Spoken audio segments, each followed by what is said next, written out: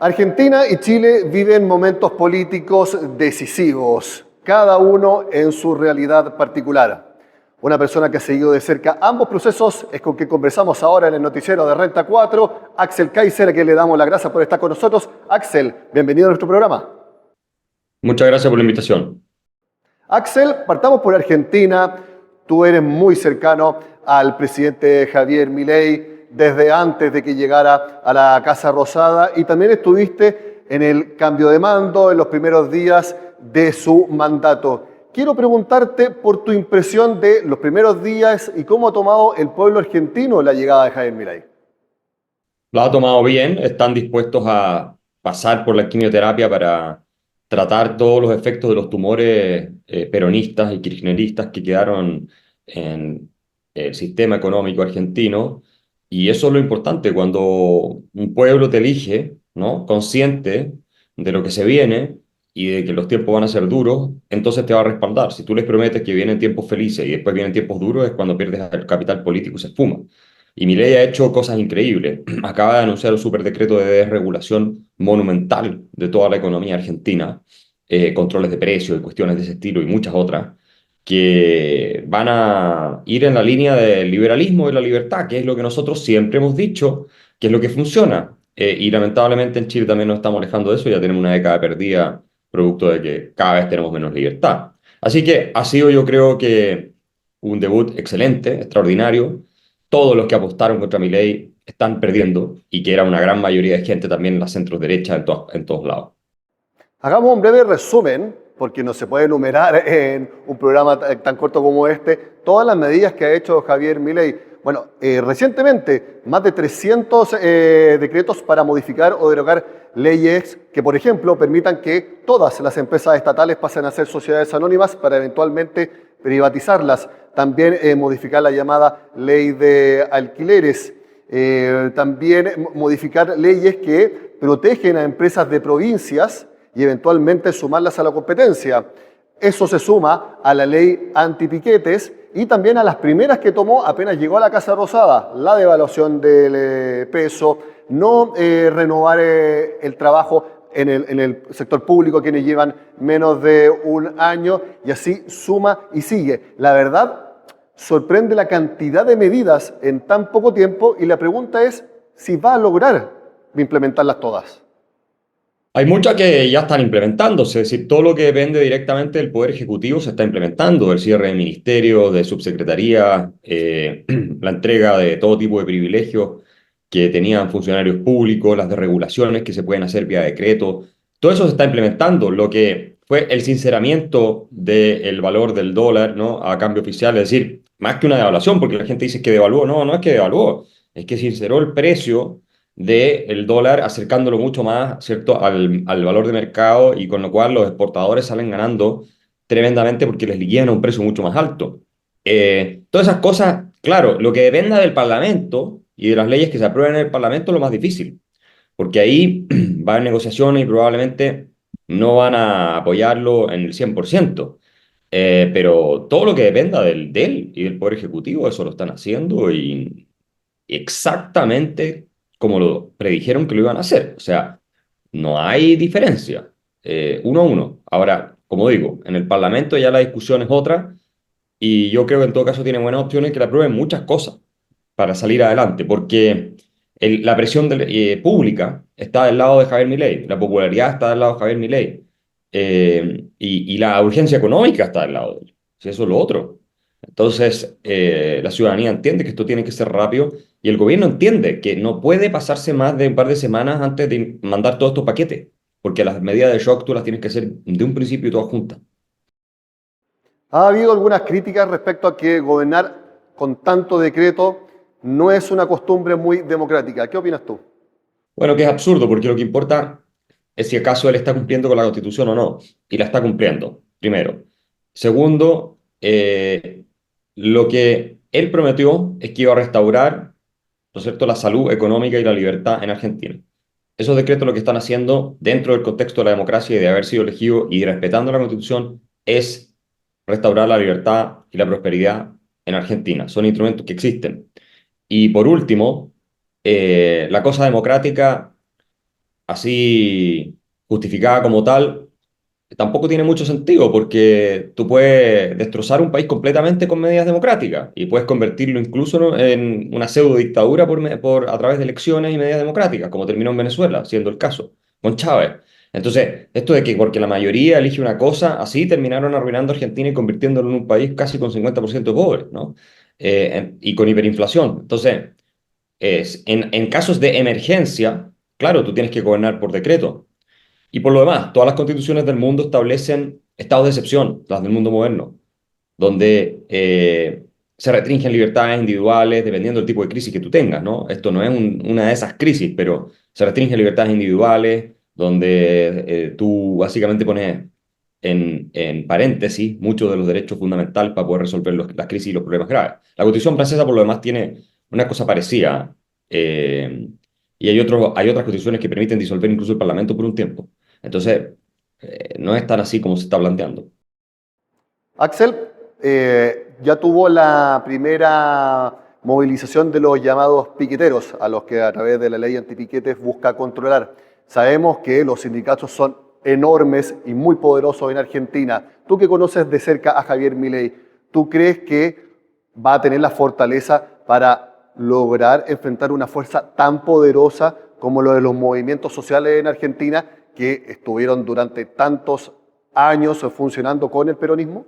Sí, son movimientos antisociales, grupos de mafiosos, de delincuentes, y a mí no me cabe ninguna duda de que Milei va a tener la fuerza para poder enfrentarlos, porque son, como digo, organizaciones criminales que viven a expensas, ¿no?, de robarle a los demás y a extorsionar a las personas que reciben planes sociales y cobrarles una comisión, etcétera. De hecho, hay una línea anónima que ha puesto el gobierno de Javier Milei, donde se puede hacer denuncias por parte de quienes son beneficiados con dineros públicos en contra de los que los extorsionan para obtener un porcentaje de eso que se les está pagando, y hay más de 8.000 denuncias ya. Y la ministra Bullrich, que es la ministra de Seguridad, ya anunció que acá se venía con todo, sin ningún complejo, que esto iba a ser, van a perseguir a cada uno, los van a meter a la cárcel y no van a dejar que interrumpan, bloqueen y destrocen la calidad de vida del resto de los argentinos, que es algo que han estado acostumbrados a hacer. Y creo que la opinión pública respalda esto, porque todo el mundo entiende que estos son grupos de mafias, ¿no? Apalancados en la política kirchnerista, peronista, y que han sido grandes responsables del desastre total en el que se encuentra la economía argentina hoy, que está a punto de explotar una bomba atómica que ellos están desactivando. Entonces, acá es una cosa muy simple: o ganan las mafias kirchneristas, peronistas, o gana Argentina y Javier Milei. Es lo uno o lo otro, pero no pueden ser las dos cosas. Axel, vamos a Chile, pero ligado con Argentina. Como dije al principio, tú eres muy cercano a Javier Milei, vino a la Fundación para el Progreso cuando estaba en campaña, tú mismo tuviste una actividad con él, y muchos piensan que tú puedes liderar un movimiento libertario. ¿Es así? Y te quiero preguntar también si eso sería, por ejemplo, con Rojo Edwards, quien ya dijo que quiere fundar un movimiento libertario. Mira, yo ya lidero hace muchos años en Chile un movimiento libertario. Yo metí las ideas del liberalismo clásico en este país, creé todo un centro de estudio de la Fundación para el Progreso. Por lo demás, la gente está bienvenida a apoyarnos, ¿no?, y a donar en la Fundación para el Progreso. Llevamos 10 años y más trabajando, y he sido uno de los referentes intelectuales más relevantes en todo el mundo hispanoparlante de este movimiento. Así que eso ya existe. La pregunta es si es que saltaría a la política como para poder hacerlo. Eso es. Eh, Más, digamos, concreto en esa esfera. Y yo he dicho que por ahora no está en mis planes. Antes lo descartaba 100%, ahora no lo descarto 100%. Nosotros tenemos una década perdida entre gobiernos de centro derecha y centro izquierda totalmente fracasados, que lo único que han hecho es hacer crecer el tamaño del Estado, destrozando la libertad de los ciudadanos y la salud de la economía. Y creo que aquí hace falta una restauración liberal, una restauración libertaria como la que nos permitió a nosotros ser el país más avanzado de América Latina, y que toda esta gente ha convertido en un caso de vergüenza internacional, no solo por los frustrados que estamos económicamente, sino por el desastre en materia de seguridad y orden público, que es otro de los grandes problemas. Axel, a ver, antes decías que no, ahora no lo descartas. O sea, eventualmente en un tiempo más, si te pregunto de nuevo, puede ser que un sí, dependiendo también, me imagino, de cómo le vaya a Javier Milei en Argentina. Sí, no, a Milei yo no tengo ninguna duda que le va a ir bien y que eso va a catapultar toda esta cosa más todavía acá, ¿no? Yo ya tengo millones de seguidores en la región, en América Latina y en Chile, y gente joven sobre todo, que es lo que en Argentina hizo la diferencia. y eventualmente, si se dan ciertas circunstancias, yo me podría lanzar a una carrera presidencial porque no voy a hacer otra cosa que no sea eso si es que lo hiciera. Y eso lo haría tal vez en la elección que viene, sí, subsiguiente, no creo la que viene porque estamos muy encima, es difícil. Si es que es necesario, porque si no es necesario, porque la clase política entendió el mensaje y está arreglando los problemas, ¿para qué lo voy a hacer yo? No, no es mi afán ser presidente, no quiero ser, no es que algo que yo busque, que yo haya nacido para, deseando, ¿no? Como están José Antonio, Medellín.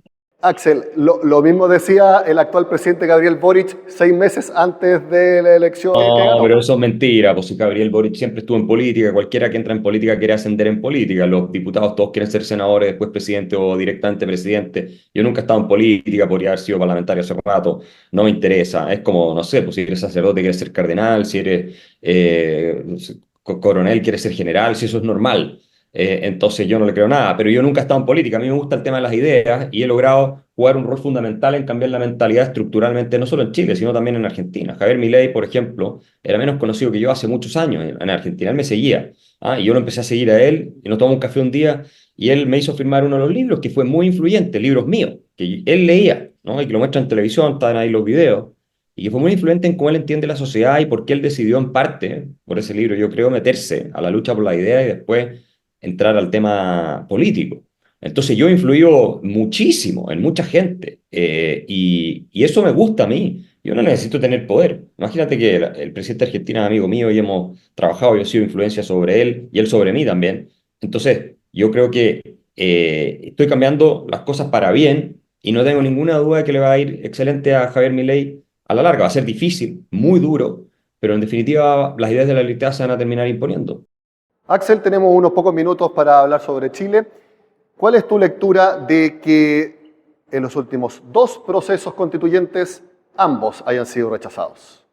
Que la gente entendió claramente que todo este cuento constitucional, yo lo vengo diciendo hace más de 10 años, otra cosa que estaba anunciando, es un fraude inventado por la clase política para no hacerse cargo de los problemas reales de la ciudadanía. Eso es. Yo voté en contra en el referéndum de entrada, estuve en contra en todas las cuestiones, en este último estuve con una posición neutra por cómo se planteaba el tema, pero yo sabía que iba a ganar el en contra. Tengo una entrevista con Paulsen de julio, donde explico que iba a ganar el en contra y que José Antonio Cast, Chile Vamos, todos ellos están cometiendo un error político de principiantes. Es impresionante que hayan caído en un error tan básico como pensar que su constitución se iba a aprobar y encima enojarse tanto con sectores de derecha que, según ellos, fueron responsables del fracaso. Si el responsable de este fracaso son nada más que Chile Vamos, la centroizquierda y republicanos. Ellos son, y en principio, Chile Vamos y la centroizquierda que abrieron un segundo proceso constituyente cuando estaba todo resuelto, con una victoria en contra de las ideas de izquierda, y le dieron una oportunidad de reflotar. Así que esto es realmente uno de los casos de ineptitud política más grandes de la historia de Chile, yo te diría. Es increíble. Y esto se veía venir. Yo lo predije hace meses, digamos, 6 meses, incluso más. Y no fui el único, Pepe Out lo predijo Pato Navia. Es decir, esto era obvio que iban a perderlo. Entonces, la derecha chilena realmente no entiende mucho en el mundo que está viviendo y está desconectada a la centroizquierda también. ¿Te parece entonces que la clase política en su conjunto está en un status quo de no saber hacia dónde dirigirse? Porque no parece haber un sector político que lea claramente no solamente lo que quiere la ciudadanía, sino que darle una dirección al país en cuanto a sus ideas. Y aquí hablo de absolutamente todos los sectores, todos los movimientos. La verdad que estamos como en un limbo bastante difícil de leer. Chile no tiene liderazgo hoy en día, está totalmente perdido. Creo que José Antonio Caz representaba un mejor liderazgo con ideas claras respecto a orden público, economía, migración, todas esas cosas que en el resto del espectro político no las podías decir porque eras considerado un extremista, un facho, qué sé yo, y ahora todos están hablando de eso. Pero claro, tenemos una clase política inepta, inútil, incompetente, tengo que decirlo, con excepciones, hay gente buena entre medio, no quiero decir que todos son así, pero responsables de, mira cómo está el país, pero mira cómo está el país. Tenemos una tasa de homicidio más alta que Bolivia hoy día. O sea, es un desastre. Tenemos una década con un crecimiento per cápita de 0,6, es decir, no crece. La gente ya está empezando a irse de nuestro país, gente joven, porque no hay oportunidades. Es decir, la crisis es un desorden migratorio, todo es un desastre. Entonces la pregunta es, ¿quiénes son los responsables? Son los que están hoy día. y los que han estado antes gobernando. No han hecho nada para mejorar nuestro país.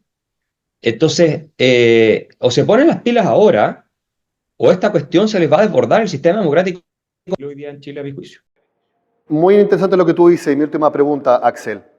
Está claro que la responsabilidad la tiene la clase política actual y de los últimos años. Ahora la pregunta es cuál es la solución. Y muchos proyectan que una solución, no tiene por qué ser calificada como buena, pero una solución es un líder populista. ¿Tú lo crees así?